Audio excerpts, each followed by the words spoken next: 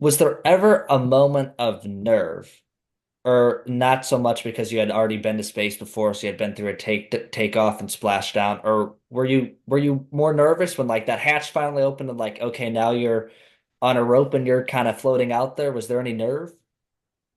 No, well, first, appreciate the acknowledgement of it being different. I think that's so important. When people see the same thing over and over again, it doesn't like, I feel like the synapses don't fire as much, like creativity and inspiration isn't, at full force.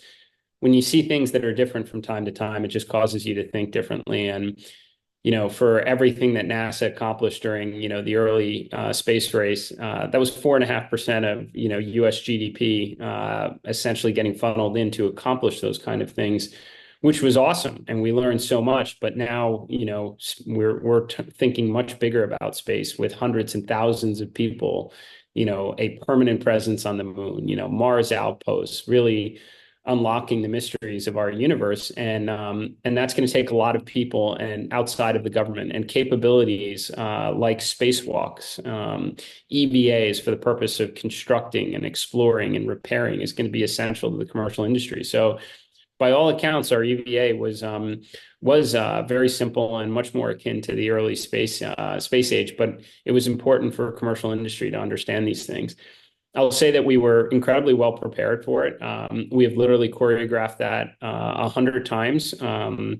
The automated hatch not functioning was something that was considered a lot from just residual pressure and outflow from the suit. So I've probably done 100 manual hatch openings, and I was pretty excited to get the go for that.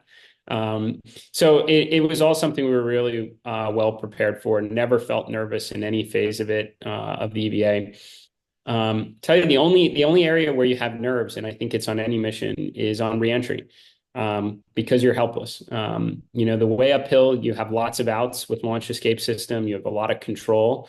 You're feeling good and excited, but at the end of the mission, you're tired.